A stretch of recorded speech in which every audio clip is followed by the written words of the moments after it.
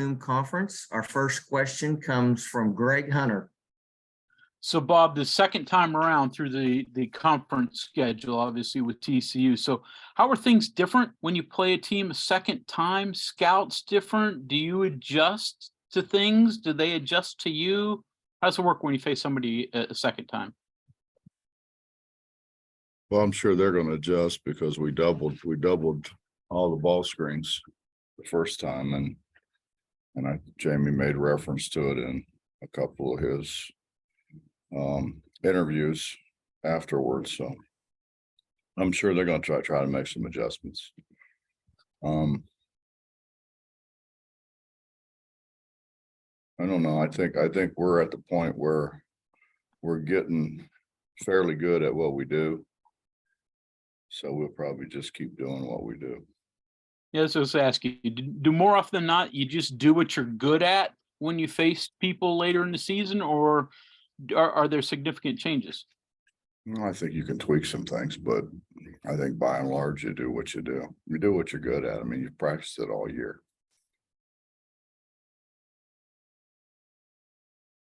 Question goes to Justin Jackson. Hey, Coach. Hey, I was just wondering, TCU, Mike Miles, injured knee in the last game. Doesn't look like he's going to play. How much does that change the scout and, just change what, how you can attack them? Because obviously, he's their best player. I don't think it changes them very much. They've got multiple guys that make shots. And I watched a bunch of their games yesterday, and when Miles has a bad day, they have a lot of other people that are very capable of stepping up. I mean, they've got at least 3 or 4 guys that are really, really good shooters, and they've got guys that handle the ball well. So obviously he's a great player. They're going to miss him, but they've got a whole bunch of other guys that can, I think, step up for them. Questions for Coach Huggins, please use the raised hand feature. We'll go back to Greg Hunter. Bob, talk about James Okonkwo a little bit more. You talked about him a lot, but for a guy, especially a foreign guy who hasn't maybe played a lot of American basketball, how long does it normally take them to get to where you want them to be, and how quickly has he arrived? Well, James came over here and played at a prep school in Southern West Virginia for a year or so. It may have been a little bit more than a year. And played for Justin Dempsey, and Justin did a great job with him. I think Justin did. Got him, I think, ready. I mean, you can't get him ready for what he's involved in now, just the physicality of what goes on. But Justin did a great job with him. So, when he came here, he had an idea. I think the thing that it took him a while to get used to was the physicality. You go in there and bang on Jimmy for a while, and bang on Mo for a while, and Trey and so forth. I mean, it's the physicality part of it, I think, is what he really had a hard time adjusting to initially. But I mean, I think he kind of relishes it now. Go into the recruitment of him a little bit. The coaches down at Beckley call you and say, "Hey, we got somebody to be interested in." How'd you find him, and how'd you recruit him? Well, Justin recruited him and brought him over, and Justin sent us some film, and Justin kept saying, he's somebody I think you really need to take a look at. And I think then when we did take a look at him, obviously he's got great bounce, and then he was a lot thinner than what he is now. But I mean, you could see the raw potential that he had. So we were excited about taking him. Brian Decker. Coach, if we can go off the basketball court here for a second, you had your fish fry last weekend. Do you have any update on how much money was raised and how successful that was? Well, I'm told it's 2 million or more. So, I haven't got the figures yet, but I just talked to Debbie, and Debbie had just talked to people that said it's over $10 million. What's that mean to you too? I guess at least for 2 or 3 years in a row now, hit that total and do that for those organizations that you've raised that money for. That's why we do it. And we do it. And again, I lost my mother to cancer, and to sit there by her bedside and see my mother struggle through months of cancer was a really, really rough thing. And obviously you feel bad for all the people who have loved ones going through that. And I just thought anything that we could do to help, I think would be time well spent. And I think we have a great need for it here in this state. And my goal is to build a state-of-the-art cancer center here on campus at the university here in Morgantown, where West Virginia people don't have to worry about going to Boston or going all over the place to be treated. They can be treated right here and have state-of-the-art equipment, state-of-the-art doctors that can give our people the best treatment, or as good a treatment as you can get anywhere in the country. Next question goes to Bob Herzl. Yeah, Bob, you have a different team maybe than when you started Big 12 play right now. I mean, you've got far more options available to you. It looks like the option of playing Joe and Keedy together, let's say, playing 3 guards together, playing down low, playing Jimmy and Okonkwo together. How is that going to change things? I mean, talk a little bit about the options that you have facing you and how you will use that. Well, I think it depends on personnel, depends on their personnel, what we think we can take advantage of. James just keeps getting better and better, and he gives us that shot blocking ability that is special. And I think the more he plays, the better he's going to get. I think the bigger factor he'll be around the rim. But it's a matter of who's playing well that day. I mean, it's kind of good to be able to see somebody's having not their best day and be able to put somebody in. I mean, I think what we do with Keedy's been really banged up. Has not been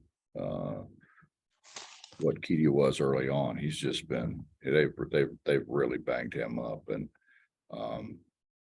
Joe's come in and done a terrific job for us. I think Eric's kind of found himself. He's become much more of a team player. I think his understanding of where and when he can get shots is so much better. And then, I think, with Emmett and Trey, you got 2 really seasoned veteran guys, and, everybody's not going to play well every day. Trey didn't have a great day the other day, and we were still able to win. Emmett's had some days when he didn't play as well as he's certainly capable of playing, which happens. Happens to everybody. So just to be able to have guys off the bench, I think Seth's done a great job for us coming off the bench when other guys have struggled making shots. So I think it's a luxury to have some guys that you can bring in off the bench that can pick up for some guys that maybe aren't having their best days. You have to feel far more ready to make a run now through the second half than you probably were at the start. Yeah, I think, I think in the beginning, we were kind of lost. We were, we had guys in the portal, we had transfers, we had freshmen, we had some guys returning, we had such a conglomeration of a lot of different people who had been coached so many different ways. And to be able to get all those guys on the same page was really a struggle. And I think we're to the point now where everybody understands what their role is. They understand what they can do. They understand what their teammates can do. And I think that puts us in a much, much better place. But, that being said, I think everybody else has played as many games as we have, and they've gone through, by and large, the same kind of things that we have. Thanks. Kevin Kinder. Coach, following up on your goal of getting that cancer center built, is there a target number where you would need to get to start construction? Obviously, looking for support from other places as well. Any idea of what that might be, or what your goal would be there? Well, we're looking at a whole lot of different avenues. We've had discussions with a lot of different people from a lot of different areas. So I don't know that anything right now is definite or set in stone, but I think there are numerous possibilities for us to be able to get the resources that we need to get it off the ground and running. And then you mentioned going back on the court with all the different players that have starting to find their roles. You've had different players take the lead, as you mentioned, a lot of positives in that. Is there a negative that, hey, maybe at crunch time or when you need a big bucket, maybe there's not one or two players that are initially looking to take the lead? Do you have to have that, or can this approach by group work for the rest of the year? Well, I mean, in all honesty, and Eric would be the first one to admit this. I mean, he struggled, and we tried to put him in positions where he could win games for us, and he struggled. And I think it was a great learning experience for him. I think he's accepted it. He's come out of it a much better player, a much better teammate as a result of it. And I mean, but that happens. I mean, that happens virtually every team, that it takes some people to find their niche, so to speak. Next question goes to John and Tony. Takeaway from the Auburn game, now that you had a day or two to think about it, what was the most pleasing aspect to you about the way your team was able to hang in there and get a win? We won. That's the most pleasing thing to me, John. I mean, we kind of, I thought we had decent control of what was going on, and then they came back and they made some shots. They made some hard shots, and then we made some blunders that kind of led to them getting back in the game.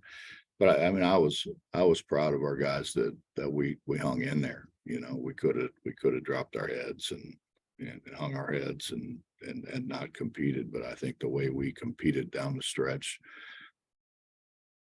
that the way we found ways, and I mean that's what it's about. I mean, when you're playing really good people, you got to find ways to win, and it's very rarely ever all the same way, whether it's a steal, whether it's a key rebound, whether it's going to the line and making free throws.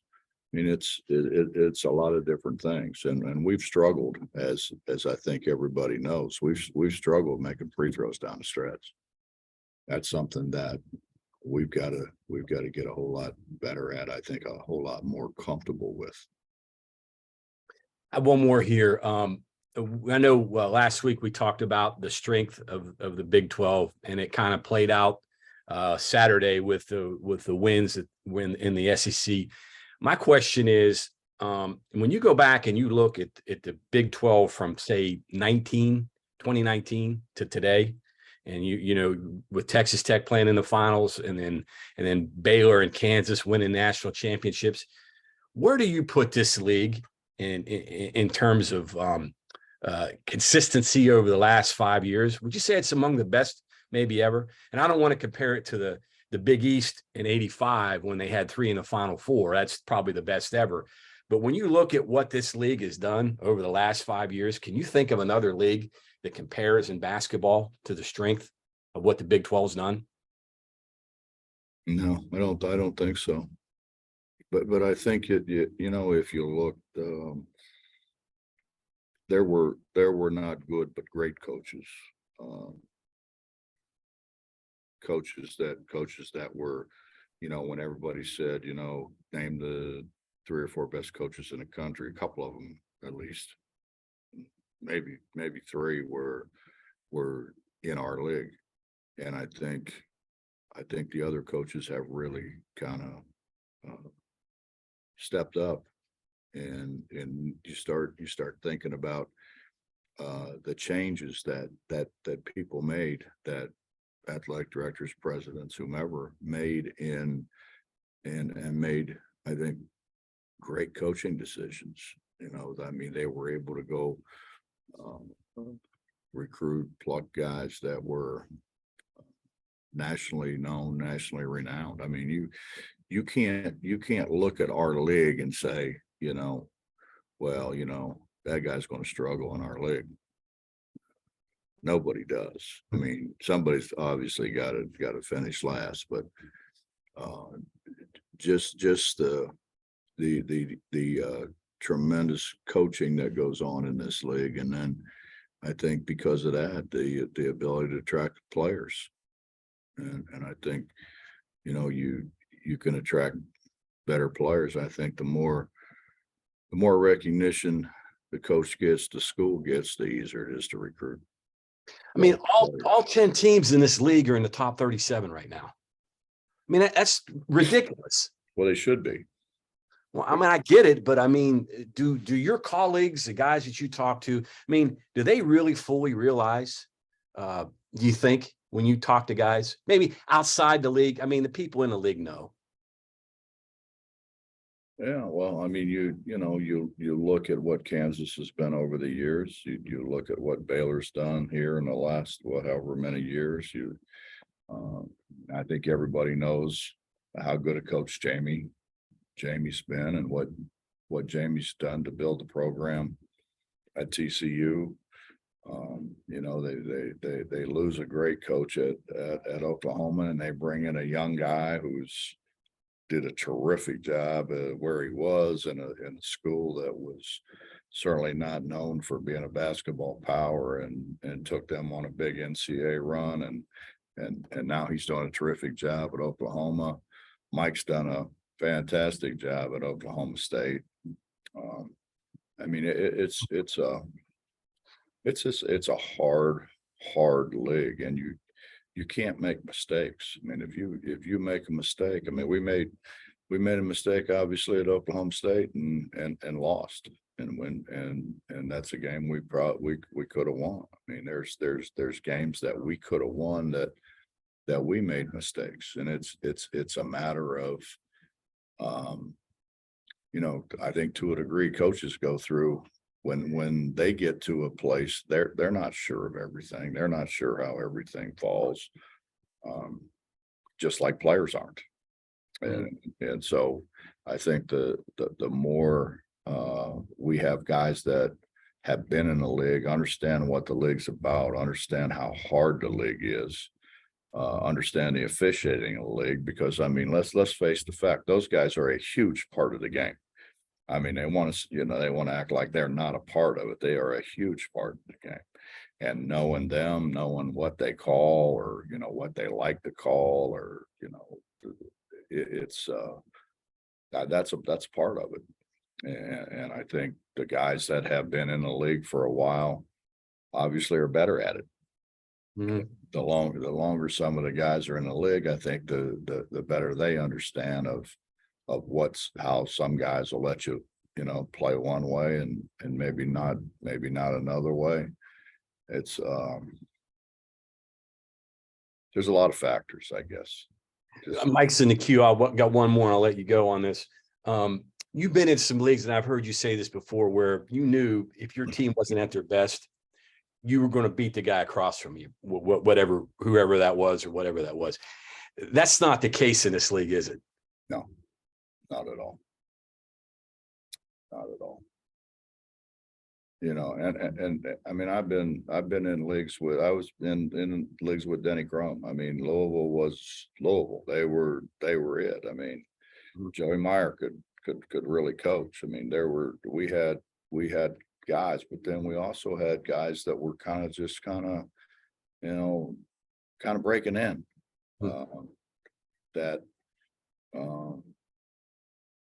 They got beat around pretty good because they didn't understand what the veteran guys did understand. And I think that happens everywhere. I think that happens in every league, and that's why athletic directors spend an enormous amount of time. You talk about scouting. I mean, those guys spend an enormous amount of time watching basketball, seeing and their perception, the guys that are going to coach the way they want, their team to coach and act and, whatever, but that has a chance to be successful in this league. Thanks. Move on to Mike Kazaza. Morning, Bob. How are you? Good, Mike. Good. If I can go back to your lineup here with the two big guys, with James and Jimmy. A couple of days ago, you said you hadn't even thought about, you didn't have any reason to try it out in practice. And then all of a sudden they're out there Saturday playing and looking pretty good. I'm assuming that's for a matchup, but that pairing in particular, what are you looking for with them? And then I guess from practice to the game, what did you see in the game? Well, I think what James, excuse me, I think what James did at Texas Tech, I think opened a lot of eyes, and I think most importantly, it opened James's eyes that James could be a factor. And like I said, I mean, there's going to be games when somebody struggles. I mean, it happens.